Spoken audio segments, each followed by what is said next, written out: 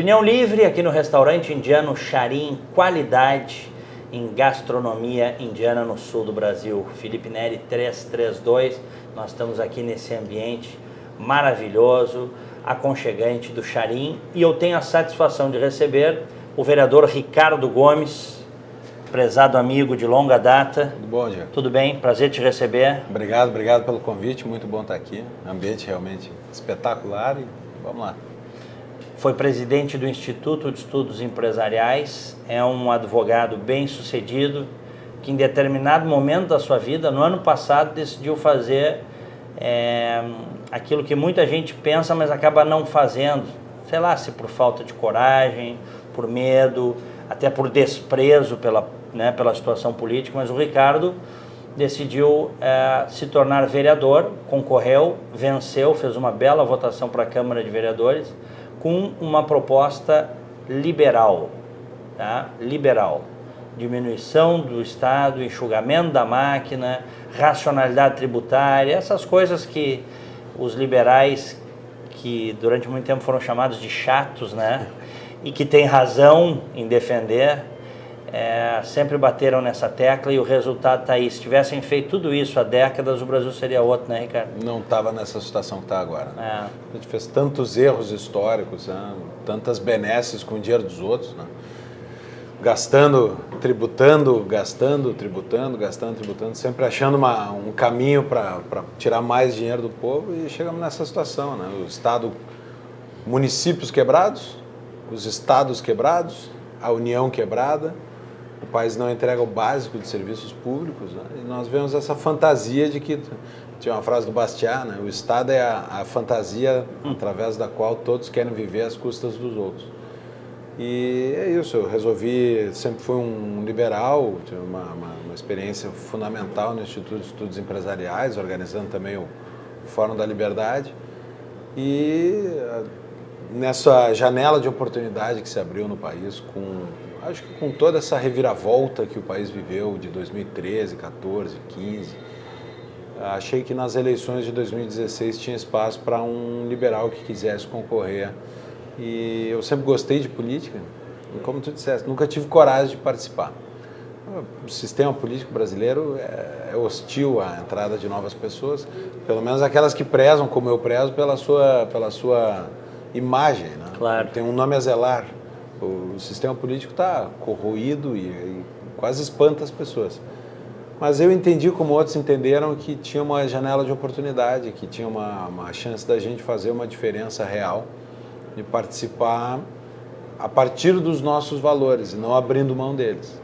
E aí resolvi concorrer a vereador, fui secretário municipal de desenvolvimento econômico, por 8 meses acabei deixando a secretaria em razão do projeto de PTU, que foi votado em Porto Alegre, porque entendi que entramos para defender valores, temos que ir com os valores até o final, né? Quis manter minha coerência, não podia fazer outra coisa. Mas acho que estou dando uma contribuição, acho que tem um espaço muito bom para outras pessoas entrarem na política. Eu tenho uma impressão, a gente tem uma impressão de fora que o sistema corrompe as pessoas. Eu hoje não acredito nisso. Não. É possível estar no sistema sem se corromper. Acho que eu acredito nisso também, isso, embora os não corrompidos sejam minoria hoje. Porque há várias formas de corrupção, né, Ricardo? E tem isso, tem várias formas de corrupção, mas o sistema não corrompe a pessoa, o corrupto entra no sistema. Entra no sistema, perfeito. O corrupto busca a oportunidade. Ou seja, ele já vai para a política pensando no naco que ele vai tirar. Ou ele já tem dentro de si uma semente de corrupção que encontra no sistema político um ambiente favorável para isso. Tem oportunidades e tem para quem quer fazer falcatrua, malandragem, encontra no sistema político uma forma de fazer. Mas o sistema não determina as pessoas que estão nele. Quem entrar, quem vier a participar, é quase uma conclamação que eu faço para as pessoas que venham participar, porque a gente precisa mudar isso que está aí. O sistema não te obriga, não te determina e não te exige que compartilhe dessas condutas. Pelo menos minha experiência até aqui é essa. A gente consegue fazer um trabalho honesto, sério, focado, de valores, de princípios. E eu, assim como tu me conclamaste em outros encontros que a gente teve a participar, eu repasso esse chamado. Acho que nós temos uma oportunidade, uma janela de ouro agora na política brasileira.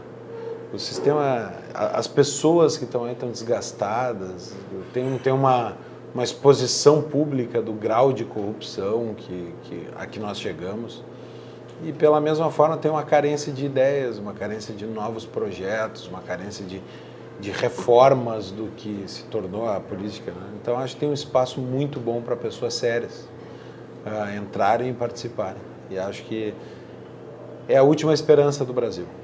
A última esperança que nós temos é de fazer uma transformação e tem uma janela aí. Sem transformar, o Brasil vai ser isso que está aqui.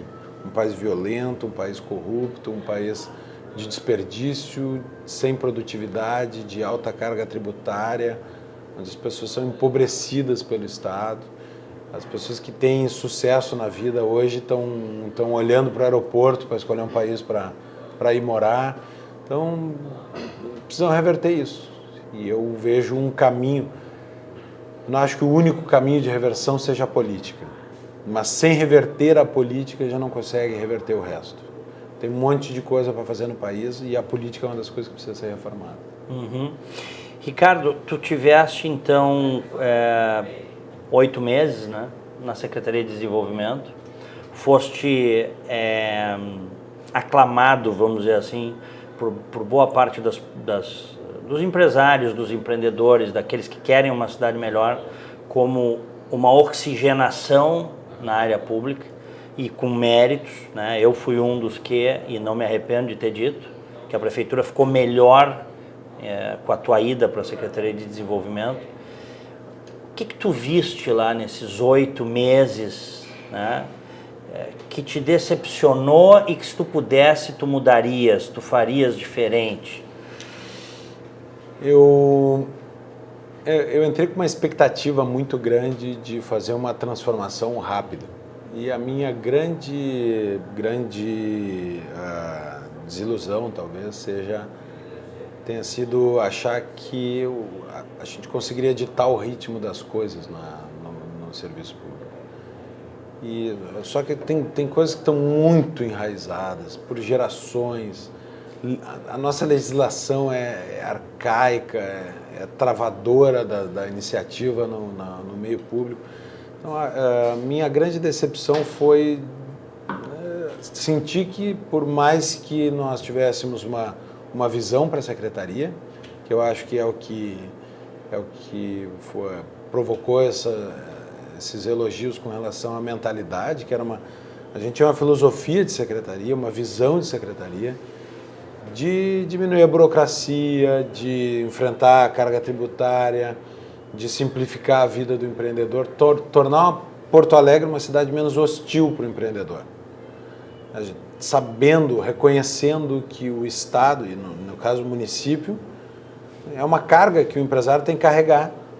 O empresário é que dá emprego, o empresário é que gera renda e a distribui, porque é através do mercado, e que o poder público é um peso nas costas do desenvolvimento. E que peso, né? E que peso.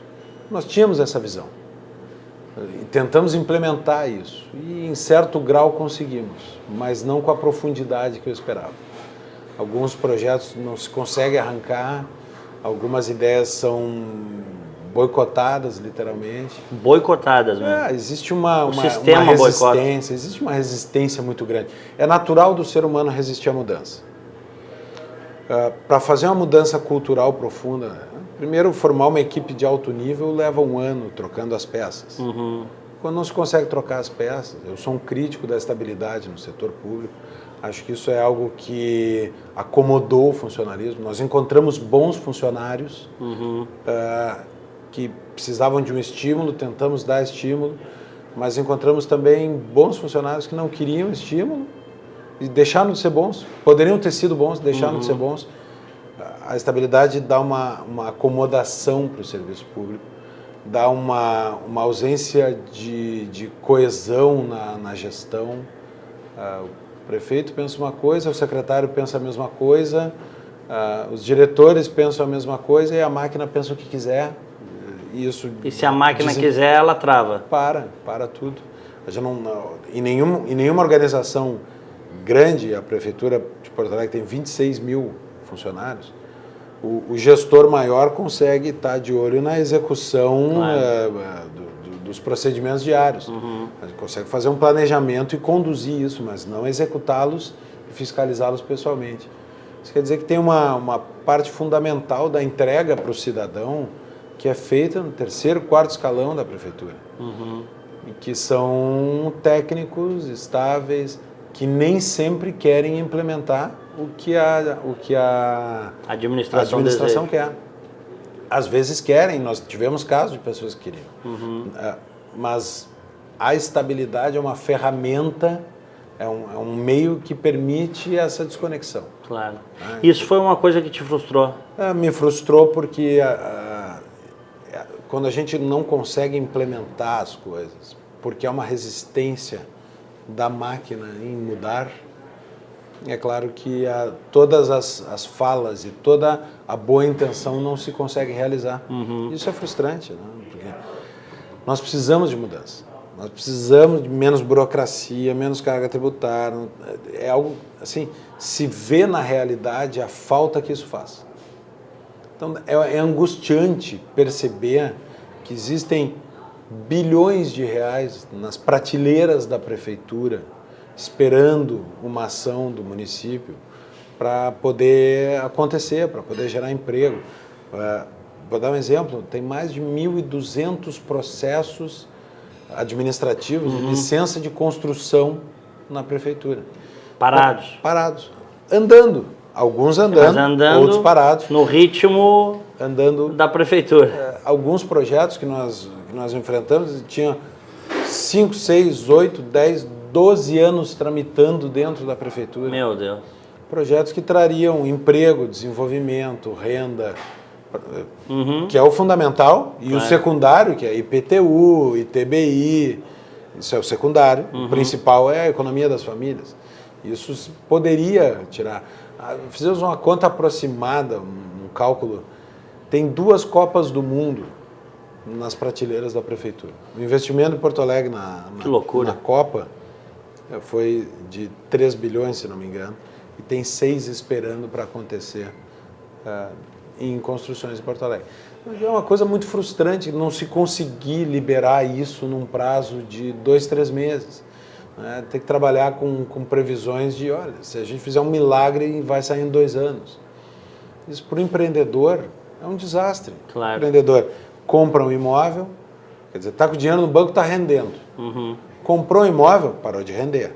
O que era rendimento vira custo, vai pagar IPTU, vai ter que cercar, vai ter que botar uma empresa de segurança, vai ter que ter vigilância, ronda no terreno, se não o tiver invadido. Ou seja, o que era renda virou despesa. E a Prefeitura leva 10 anos para analisar o projeto. Então, são coisas muito frustrantes, muito frustrantes. Não conseguir enxergar uma melhoria profunda num curto prazo. Então, eu saí mais liberal do que eu entrei. Eu entrei liberal, sempre fui, mas eu saí assim... saísse convicto de que tu estava certo. Eu sempre disse que o Estado não funcionava. Agora eu tenho 1000 fatos para demonstrar o que eu sempre disse. Não vai funcionar. Ou a gente trabalha com uma lógica de tirar da mão da administração pública os serviços, ou não vai funcionar. A gente confunde público com estatal. Exemplo São coisas distintas. Distintas. Nos Estados Unidos, o público é aquilo que normalmente privado está, né, é de acesso de todos. É aberto. É aberto. Aqui público é estatal, né? Isso. Que está errado, que normalmente não é público. Não é público. Né? O estatal, na verdade, é da corporação. Exato. E exemplos são as escolas. O município vai lá, empilha tijolo, contrata professor estável para a vida inteira, contrata concurso para faxineira, concurso para merenda. Se nós quiséssemos que o Estado financiasse educação de qualidade, tinha que estar comprando vaga no setor privado e não construindo escola, não empilhando tijolo. Chegou a se cogitar isso na prefeitura no período que tu estivesse agora? O Eduardo Wolff era o secretário adjunto da Cultura, acabou retornando para os projetos que ele tinha em São Paulo. Era um defensor, a gente trocou muitas ideias sobre isso e houve alguns andamentos em projetos de contratualização da educação e de outros serviços da cultura especialmente, né? Que é tirar, quer dizer, continua público no sentido de ser aberto ao público, continua público até no sentido de que o município vai financiar, mas deixa de ser estatal porque o município deixa de ser o prestador direto do serviço. E o Eduardo Wolff fez um trabalho nessa linha, existe uma simpatia da administração, eu não sei em que passo está esse projeto, mas eu sou 100% favorável a tirar a educação, que é fundamental, a saúde, que é fundamental, e a segurança. A segurança é estatal por excelência, mas a saúde e a educação, o prestador de serviço não precisa ser o poder público. Mesmo que o município pague, não precisa ser ele o prestador direto. Aliás, seria mais barato, né? Seria mais barato. Porque a iniciativa privada faz com menor custo e ainda tem lucro. Logo que começou a discutir publicamente a questão da Carris, o prefeito Marquesan deu uma entrevista dizendo que para Carris tudo é mais caro. Comprar o ônibus é mais caro do que para a empresa privada de ônibus, porque é por licitação. Comprar pneu é mais caro. Comprar combustível é mais caro, porque é tudo por licitação. Como é por licitação, nem todos os ônibus da Carris são da mesma marca, porque a cada licitação um fornecedor diferente ganha. Então a compra de peça ela é picadinha, ela não é em volume, não tem ganho de escala que o privado tem. Ou seja, a Carris custa muito mais do que uma empresa privada de ônibus por ser pública, por estar submetida à lei da 8666, a lei das licitações. A mesma coisa acontece com o posto de saúde em relação a uma clínica privada, com a escola pública em relação à escola privada. Tudo que é estatal é mais caro. Eu digo, é ilegal para um órgão e para uma empresa estatal ser eficiente, porque para ser eficiente teria que comprar no mercado e não com licitação, e seria ilegal. Então, é ilegal para um órgão público ser eficiente no Brasil. Nós temos que tirar as coisas do domínio estatal, do domínio do município, do Estado e da União e devolver isso para a sociedade que sabe administrar muito melhor. Ricardo, a tua saída da prefeitura se deu por divergência com o prefeito em relação ao projeto do IPTU, que a administração municipal chamou, né, de um reajuste, né, da planta... Revisão da planta de valores. Revisão da planta de valores. Mas que tinha ali aumento de carga tributária embutido e tu fosse um dos primeiros a denunciar isso, né? Quando é que tu te desse conta que o projeto era ruim para o cidadão, para o pagador de impostos? Eu participei de algumas reuniões na Fazenda, com os técnicos da Fazenda e com o secretário Busato, em que, quando estava se começando a desenhar esse projeto, e eu sempre pontuei a minha divergência. Qual é a minha visão? Aquele era um projeto que ele previa uma revisão da planta a partir de algumas desigualdades que existem em Porto Alegre. Imóveis de valor igual que pagam IPTUs muito diferentes e imóveis de valor muito diferente que pagam o mesmo IPTU. Apartamento de 30 mil reais e um apartamento de 1.600.000 que pagam o mesmo IPTU. É uma injustiça? É. Isso provocou a ideia da revisão da planta. Mas ao longo do tempo eu fui entendendo pelas projeções da Fazenda que o projeto que a Fazenda sugeria, que os técnicos apresentaram e que foi aprovado pelo prefeito, porque isso poderia ter sido ajustado de outra forma, resultava no aumento de 59% da arrecadação do IPTU. Ou seja, era um projeto de duas coisas, de revisão da planta e de aumento de carga. E poderia ter sido só de revisão da planta. Houve uma decisão deliberada de fazer um projeto que também aumentasse a carga tributária. Vamos concordar o seguinte, é o sonho dourado de todo governante, né? Ter mais gordura para poder fazer a sua gestão. E eu respeito a ânsia do administrador de querer mais receita. Só que eu sou vereador de Porto Alegre e eu tinha a opção, vencido que fui no debate dentro do governo, eu fiz esse debate, eu travei todos os argumentos que eu usei na votação, na tribuna, eu apresentei internamente na administração antes de sair. Eu perdi essa discussão dentro do governo e eu, como vereador, pude travar essa discussão de novo na Câmara de Vereadores. Eu disse, todo governante quer mais imposto. E o papel do parlamento é limitar o poder do governo. O papel do parlamento é limitar o Estado, é limitar a força do governo. O governo quis algo que, para mim, a sociedade não tinha condições de pagar. E mesmo que tivesse condições de pagar, não tinha que ser a primeira alternativa. A primeira alternativa tinha que ser um enfrentamento mais profundo ainda das despesas. Na época, o governo já tinha economizado 500 milhões de reais. O que era elogiável, mas faltava muito a fazer.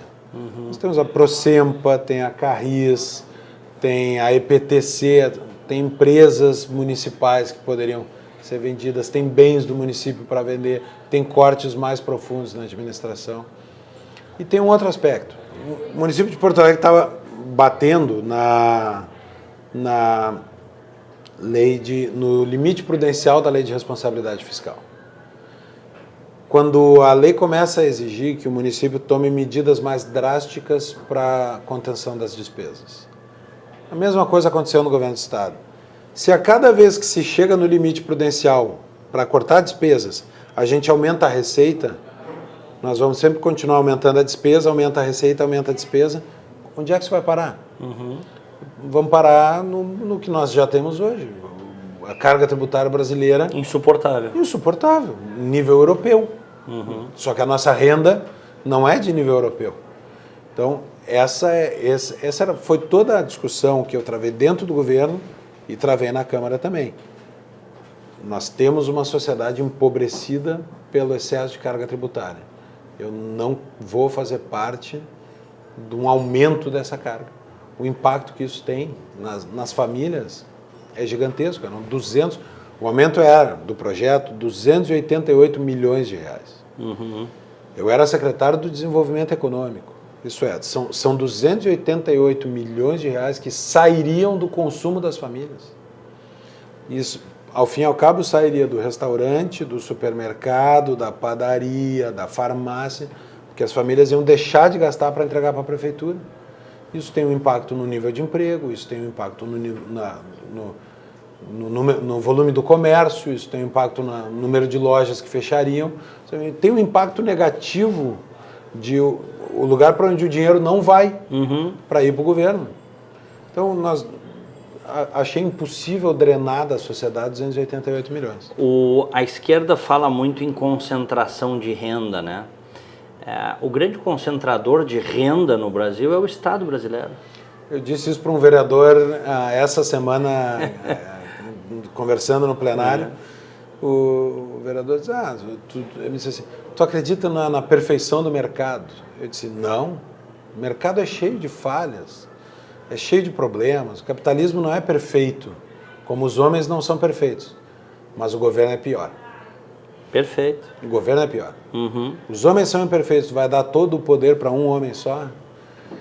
E o Estado brasileiro é isso, concentrador de renda, porque o BNDES é o Estado distribuidor de renda. O que fez? Concentrou renda em diversos campeões nacionais, empresas que se tornaram superpoderosas. Criou centrais de distribuição de propina. Toda vez que... Olha, Petrobras, o que foi?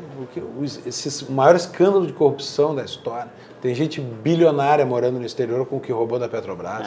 Então, concentrador de renda. O efeito econômico da intervenção do Estado é concentrador de renda. O Estado não é a panaceia para nos livrar de um capitalismo malvado. O Estado é o que piora o capitalismo. É o que a esquerda reclama da concentração de renda gerada pelo capitalismo. Essa concentração é gerada pelos favores do Estado para alguns capitalistas, amigos do rei. Então, tem uma distorção ideológica, uma acusação falsa do liberalismo, uma acusação falsa do capitalismo, que querem culpar o capitalismo O capitalismo tirou a sociedade de um nível de civilização baixíssimo e trouxe até aqui. E eles dizem, falta isso aqui. A culpa é do capitalismo pelo que falta. Não, a culpa é da liberdade do mercado por ter produzido essa diferença. Tem uma pessoa, não vou citar o nome, mas no auge da sua genialidade fez um post no Twitter dia desses dizendo o seguinte, mais ou menos assim, o capitalismo deu errado porque em torno de 10%, 9, ou 10 ou 11% da população passam fome. E os outros 89, 90? Mas a lógica desse pessoal é essa, né? É isso. E a fome está justamente naquelas sociedades que não têm direitos de propriedade garantidos, que não têm respeito à lei e aos contratos, que não têm uma institucionalidade onde possa funcionar uma economia de mercado. Onde a fome deste nível é onde falta capitalismo, é onde não há institucionalidade para que a economia de mercado opere. Então, é importante enxergar tudo isso para saber o que é que nós temos que fazer semana que vem. Se nós temos o conjunto de ideias errado, nós decidimos errado no micro. E é isso que eu tenho tentado fazer um pouco na Câmara de Vereadores. É aportar um conjunto de valores liberais na decisão dos pequenos projetos da cidade. Liberalismo, eu digo, os valores e princípios são gerais e abstratos, mas a gente precisa torná-los concretos e específicos. Perfeito. No dia a dia. Isso não é um conto de fadas. Liberalismo não é um conto de fadas. Liberalismo é uma filosofia política para ser aplicada nas decisões do dia a dia. E quando isso acontece, o resultado é que as sociedades em que isso acontece evoluem, se desenvolvem. E as sociedades em que falta isso ficam travadas na pobreza. E é o que há, na verdade, para quem conhece, né? Não adianta pegar chavão de Facebook, né? Para quem conhece o liberalismo, sabe que é o modelo mais generoso que já surgiu na história da humanidade. É onde os países... Que acredita na liberdade do indivíduo e no respeito do indivíduo. Se cruzarmos, existe um índice de liberdade econômica, tu conheces, da Heritage Foundation, e o IDH da ONU, Índice de Desenvolvimento Humano. E quando a gente cruza, a gente vê que aqueles países onde há liberdade econômica são os melhores de desenvolvimento humano. Isso é, a liberdade econômica produz desenvolvimento humano. É isso aí. A liberdade econômica é a melhor ferramenta para acabar com a pobreza extrema. E esse foi um argumento que eu usei, inclusive, na discussão do projeto do IPTU, porque ele tinha alíquotas diferenciadas. E o PSOL e o PT defendiam mais alíquotas diferenciadas. Quer dizer, quanto maior o valor do imóvel, proporcionalmente muito mais deveria pagar o proprietário. A sociedade que eles querem é uma sociedade onde ninguém tem posses. Ninguém é classe média alta, ninguém é rico. Todo mundo é pobre e igual. Eles preferem, a Thatcher fazia, né? Vocês preferem todo mundo parecido e pobre do que o pobre subdivida e o rico muito mais. O problema não é a desigualdade. O problema é a pobreza extrema. E a liberdade econômica é a melhor ferramenta para tirar as pessoas da pobreza extrema. Ricardo Gomes, sempre um prazer conversar contigo. Prazer foi meu. Sucesso, cada vez maior lá na Câmara e que tu continues representando bem aí os porto-alegrenses. Obrigado e conte sempre comigo, sempre que quiser. Voltaremos a esse excelente ambiente e agora a janta. Vamos conversar muitas vezes ainda. Combinado. Valeu. Obrigado. Este Opinião Livre.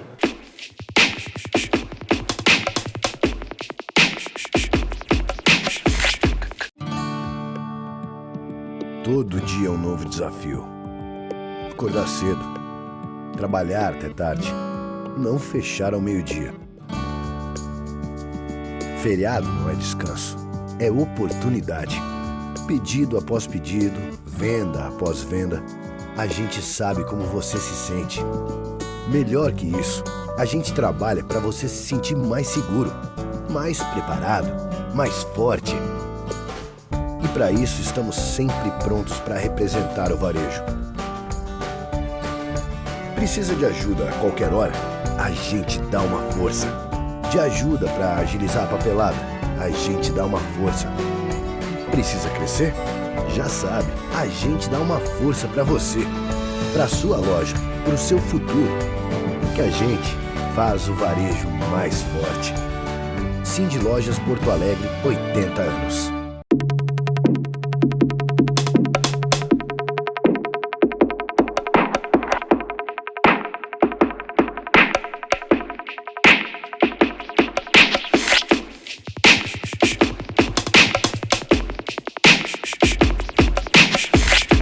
Olá, senhoras e senhores, Opinião Livre, restaurante indiano Charim nos recebendo aqui na Felipe Neri 332, a melhor gastronomia indiana do sul do país.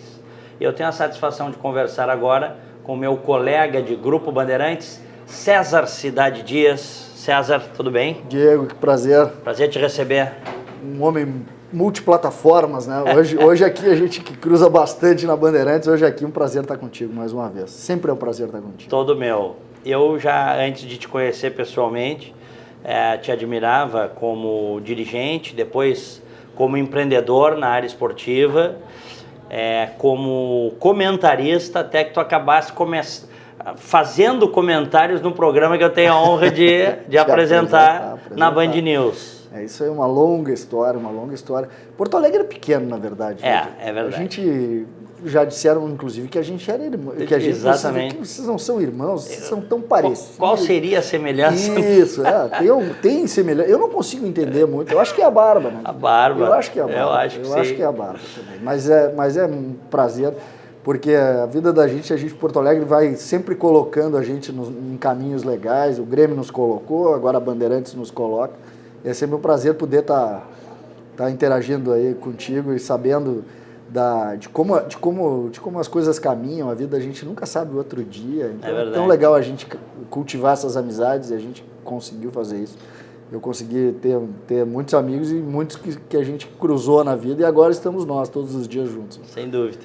Eu tive a honra de, há muitos anos, entrevistar várias vezes o teu pai, Dr. César Dias Neto. Que grande figura, né? Grande figura, uma cabeça especial. Teu pai era uma cabeça especial. O pai era uma grande figura. É uma grande figura. É uma grande figura. O pai hoje está enfrentando uma dificuldade, uma doença muito séria, mas é uma figura... Ele foi um sujeito diferente, né? O pai é precoce, ele fez tudo muito, muito cedo, né? O pai hoje tem 74 anos, já não está em atividade há alguns anos, e a gente vai lembrando da história dele, desde o tempo até mesmo de dirigente do Grêmio, de OAB, dessas entidades de classe que o pai fez parte. O pai foi uma figura fantástica. Assim, sabes que antes de entrevistar ele como profissional, como jornalista, durante muito tempo eu ouvi ele no programa do Jaime Kopstein. Ele fazia nas madrugadas. Ele fazia uma consultoria. Isso. Nas madrugadas, e o pai tinha uma ideia... Consultoria previdenciária. Exatamente, que ele precisava comunicar as pessoas em razão da necessidade das pessoas entenderem o que era a Previdência. Numa época onde a Previdência era uma situação que hoje é tão discutida, né? Na época o pai entendia, ele sempre falava isso, eu preciso ir lá. E o Jaime era um amigão dele, né? E ele ia também pelo Jaime Kopstein. O pai gostava muito do Jaime Kopstein, que é uma figura... O Jaime Kopstein, né? era um super... Um dos principais radialistas, né? Um gênio da comunicação, o Pato. Lembra do Pato? Lembro do Pato. Eu sou ouvinte do Jaime Kopstein, fui ouvinte do Jaime Kopstein nos anos 80, quando ele foi para a Gaúcha, né? Ele já veterano, porque ele foi a vida toda um homem de jornal. Isso. A formação dele era odontologia, né? Figura. Figuraço. E ele já veterano assumiu ali o Gaúcha na madrugada. E eu, desde o primeiro ano, ouvia ele, sempre fui madrugador. O rádio tem isso, né? O rádio tem um fascínio, agora que 2 anos para cá, que eu acabei mudando completamente o rumo da minha vida, que eu entrei na rádio. O rádio, quem tem o fascínio, e a geração, essa nova geração, talvez não encontrou o rádio ainda, mas quem é um pouquinho ali, 40 anos, um pouquinho mais... O rádio é como um amuleto, né? O rádio faz parte da nossa realidade, da nossa vida.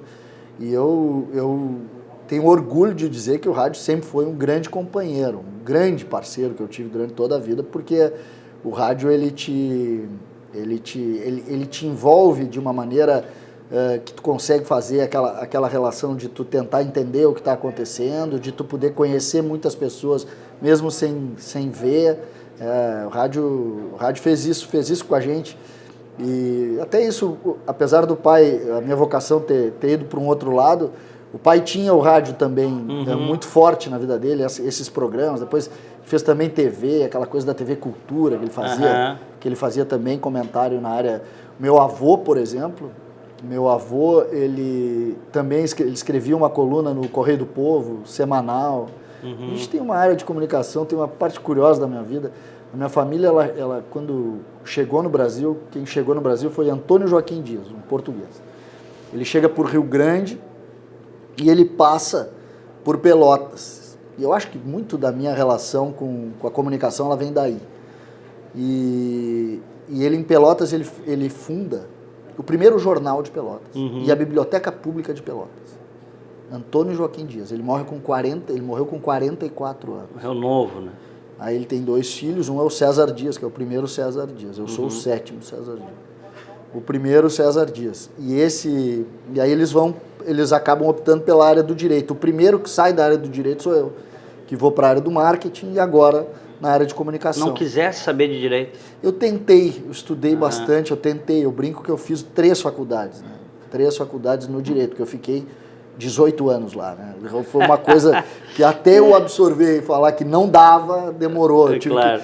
Mas graças a Deus meus irmãos acabaram tocando a carreira do meu pai, dando seguimento eu tenho uma irmã, mais 2 irmãos, os 2 irmãos são advogados e tocam o negócio, inclusive na área de previdência, os 2 tocam o negócio. Tem uma curiosidade da família também, que a inscrição o escritório de advocacia deles é o OAB-RS 001. Primeira inscrição de advogados do Rio Grande do Sul. Então, imagina a responsabilidade para mim, eu mais velho ainda. E eu disse, não é para mim, eu vou para outra.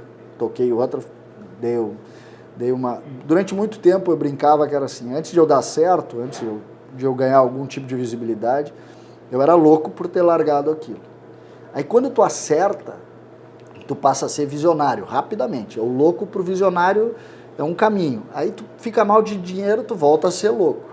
Aí tu melhora um pouco, tu volta a ser visionário. Então esse é um caminho que a gente vai fazer, mas esse é um caminho que eu acho que a gente trilha durante toda a vida. A gente acaba recebendo esse tipo de postura, de posição, as pessoas acabam te vendo muitas vezes pelo que tu conquista e não pelo que tu é. O que eu não gosto muito. Isso é muito próprio da nossa sociedade. É verdade. Eu prefiro que as pessoas me vejam pelo que eu sou, do que se eu conquistei ou deixei de conquistar alguma coisa.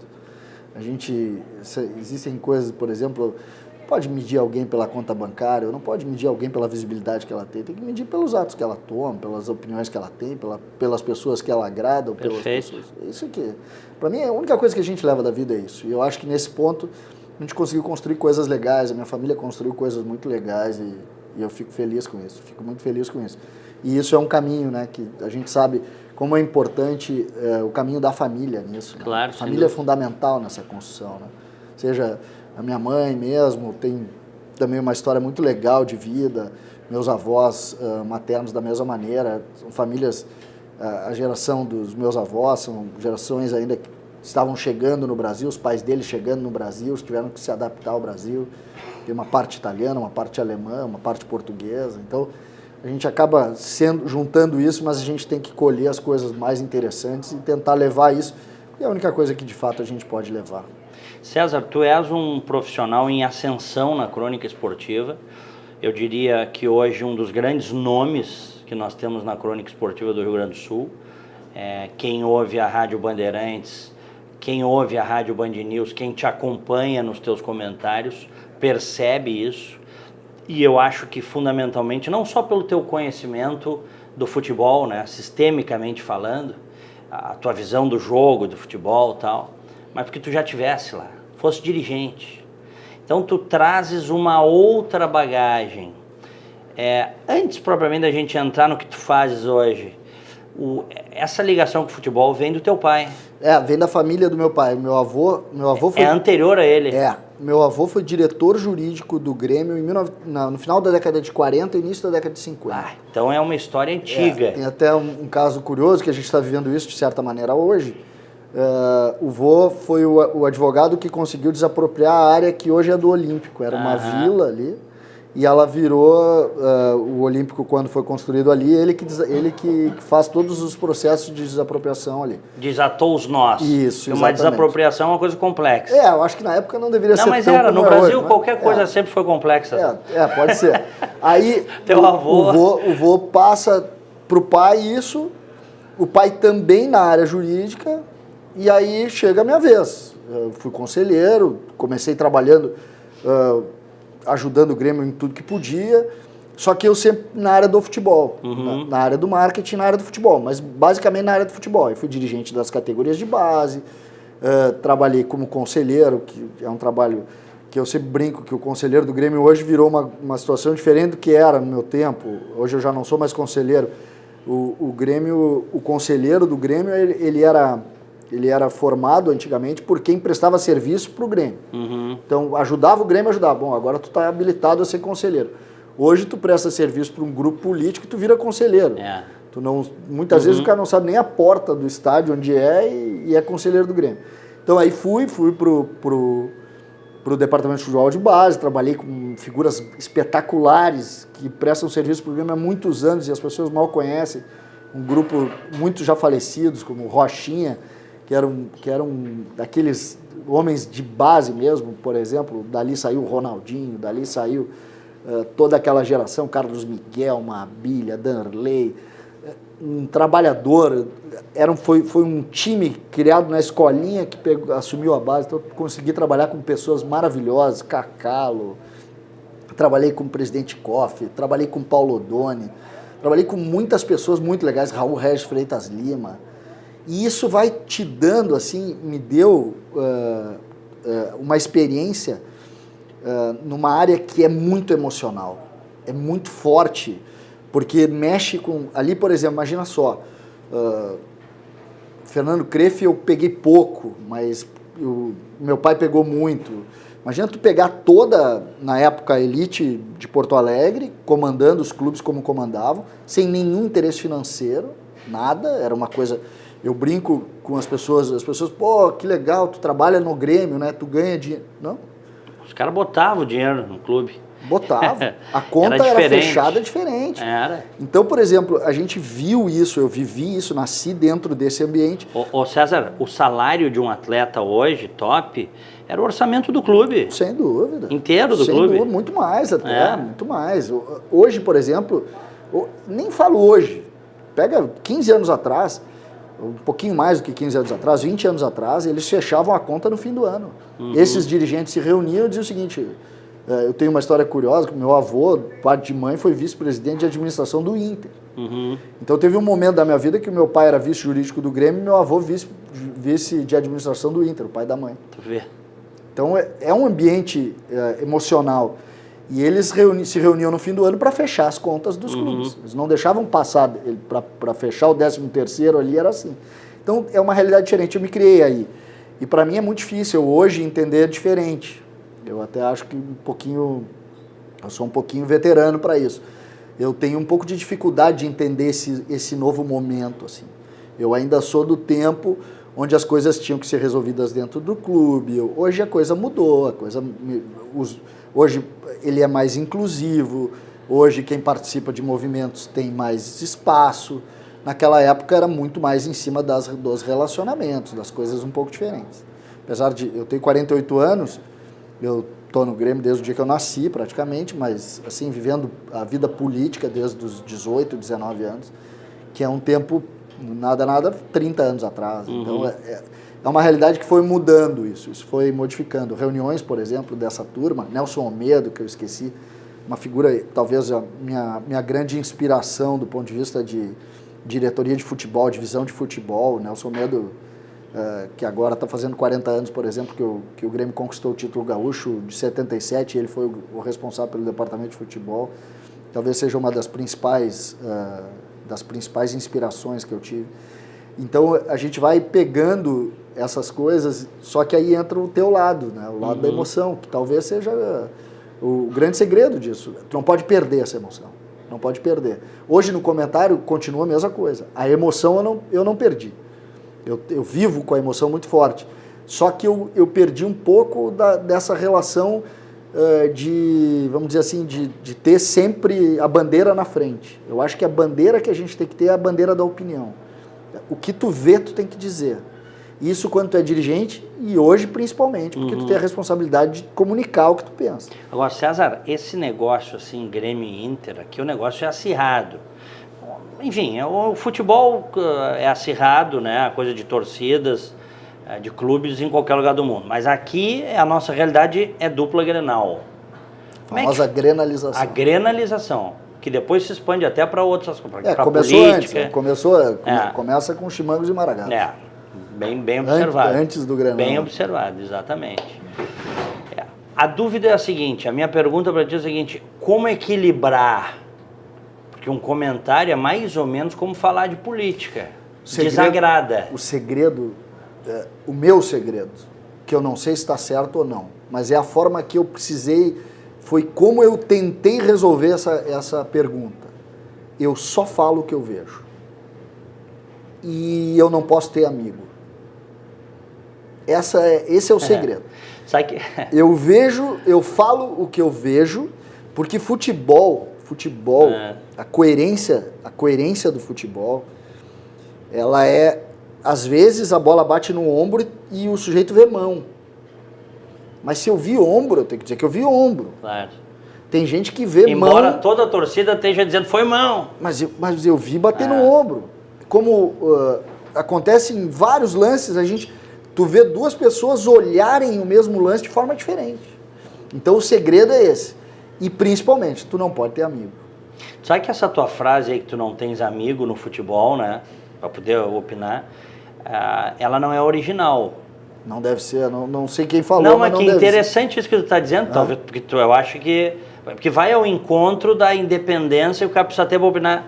Joseph Pulitzer, grande jornalista americano, que dá nome ao maior prêmio de jornalismo dos Estados Unidos, ele costumava dizer o seguinte, jornalistas não têm amigos. Não pode. Eu até nunca gostei dessa frase, que eu tenho um monte de amigo. Não, mas mas olha que troço interessante que tu está dizendo. Não sabia disso, mas eu uso isso. Eu uso essas duas estratégias. Perfeito. Essas duas estratégias. Na verdade é o distanciamento, né? É que assim, ó, vamos pegar um exemplo muito prático. Eu gosto muito do presidente Romildo, pessoalmente. Uhum. Se o presidente Romildo errar, eu não posso deixar de falar. Eu não posso dizer que eu não vi. O que tu vai medir? A contundência das palavras? Não, eu não vou medir Se nada. tu precisar ser duro, tu vai ser duro? Eu vou dizer o que eu tenho que dizer. Uhum. O que eu diria se ele não fosse meu amigo. E isso serve para os inimigos também. Uhum. Isso tem que servir para os inimigos também. Então, eu tenho inimigos no futebol. Que da mesma maneira que tu faz amigos na tua vida, tu faz inimigos. E quem toma a linha de frente, tu sabe bem disso, tu faz muitos inimigos. E com os inimigos tu também não pode ser cruel. Uhum. Eu, por exemplo, muitas vezes, eu me coloco em situações de elogiar inimigos. Uhum. Por quê? Porque eu vejo ações boas nos inimigos. Então essa realidade tu tem que ter. Ou seja, tu tens uma boa relação com os teus inimigos. Não, eu não tenho, mas eles também fazem boas ações. É claro. E aí quando um inimigo... Os caras que te odeiam por opinião, né? O sujeito... Eu não gosto, não vou dar o exemplo aqui, mas tem gente que eu não gosto no meio do futebol por N motivo, não gosto, não consigo, eu atravesso a rua. Não tem, e não é um. Só que ele acertou em determinado momento. Eu vou dizer que não, que ele errou, porque ele não é meu amigo, tu vai me olhar e dizer, tu não está sendo correto. Perfeito. Então eu faço isso e é um exercício. Hoje eu já estou mais experiente nisso. Só que eu prefiro, e aí isso entra... Se a gente quiser grenalizar, isso entra com relação ao Inter. Qual é o meu respeito? Os colorados hoje, eu recebo muito respeito dos colorados, que tinham muita desconfiança com a minha entrada na crônica esportiva. O que eu faço? Exatamente a mesma coisa. Eu vi, falei. Eu não vi, não falei. Acabou. Gostou? Uma pena. É uma pena. Não gostou, gostou. É o que eu acho. E... essa coerência, ela ganha muito corpo nos exemplos. Uhum. O futebol, ele se repete muito. Tu acha que não, mas ele se repete dia após dia. Uma lesão, uma dúvida de um jogador, um tipo de erro de arbitragem, uma entrevista de um treinador, ele se repete muito. Quando é que tu vê coerência? Quando tu tem a mesma ação, por exemplo, numa frase de um treinador vermelho, tu tem a mesma reação na frase de um treinador azul, porque eles se repetem a todo momento. Tu pega um histórico de um comentarista esportivo em 15 dias e tu sabe dizer se ele é coerente ou não é. Porque as coisas se repetem muito. Isso serve para tudo, inclusive para política. Tu me disseste... No futebol, muito. Na política do futebol, né, meu filho? Tu me disseste, antes até do Grêmio ser desclassificado pelo Cruzeiro, tu cantasse a pedra. Tu disseste para mim, lá no programa, Cruzeiro é favorito para esse título. Mas estava todo mundo focando em Grêmio e Flamengo. Tu disseste, o Cruzeiro é favorito. Deu o Cruzeiro. Pô. Como é que tu conseguisse ver isso com muitas fases, assim? A gente consegue, na verdade, isso não passa de palpite, tá? Isso é palpite. A gente tem tendência por alguma linha e isso passa muito também pelo teu histórico. Por exemplo, o que eu acreditei? O Flamengo toma, o time do Mano Menezes toma pouco gol. E nesse tipo de competição, quem toma pouco gol sai na frente. Mas é como se tu fosse tu vai fazendo uma avaliação, uma análise, tentando diminuir o índice de erro. Aí tu diz, o time do Grêmio está tomando muito gol. O time do Grêmio, quando chegar num confronto contra uma equipe dessa, só que se tu pensar do ponto de vista prático, o Grêmio perdeu nos pênaltis. Então o Grêmio não tomou mais gol, nem fez mais gol, fez o mesmo número. Flamengo também. Flamengo da mesma maneira. Então, a minha avaliação, apesar de ter acertado, vamos dizer assim, o meu índice dentro da argumentação que eu criei, sim, mas tu disseste, acertei o palpite. Tu disseste também, mas não por quê? Quando o Inter estava lá, sei lá, em sexto, sétimo, oitavo, tu disseste, o Inter vai, quando encaixar, ser campeão da Série B, tem grande chance de ser campeão da Série B. Tu disseste isso, tá gravado lá na Band News. Mas aí já é uma outra situação. Aí eu até brincava contigo, César. Aí tem motivo, por exemplo, nesse caso, diferente do Cruzeiro, o Cruzeiro eu acertei o resultado final, mas errei o caminho. Tá? Eu acreditava no Cruzeiro pela força defensiva dos times do Mano Menezes. O Inter é diferente. O Inter, que também eu vou acertar, ainda não acabou, mas eu vou acertar, com certeza, é que a estrutura era gigantesca. É a mesma coisa que tu pegar uma Ferrari, que está com dificuldade tá com dificuldade ali com os pneus, e tu botar para correr Stock Car. Quando ela começar a acertar os pneus, ela vai passar e vai passar longe. Mais ou menos essa leitura.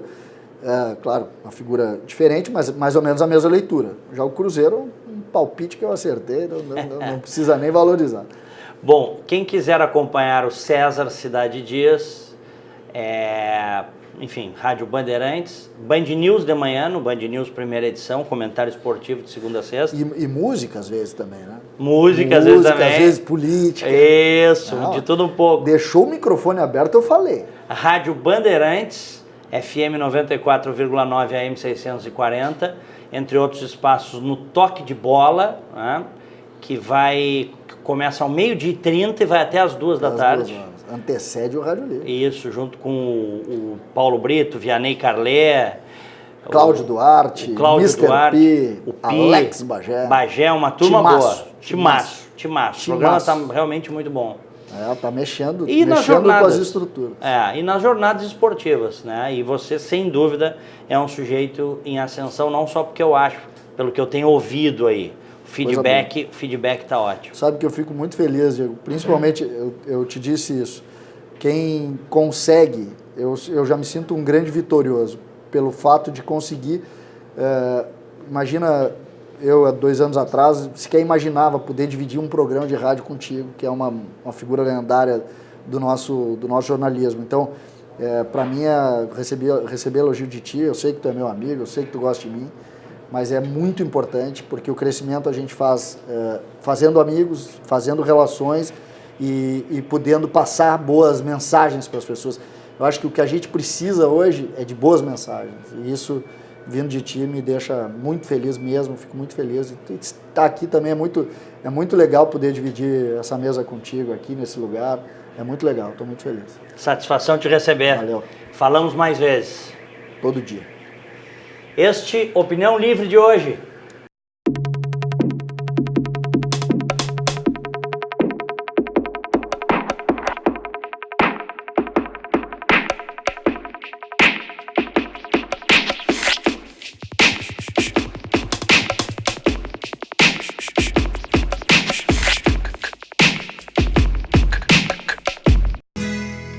Ser gaúcho é preservar as tradições, é valorizar a educação e acreditar que um futuro melhor nasce nas páginas de um livro.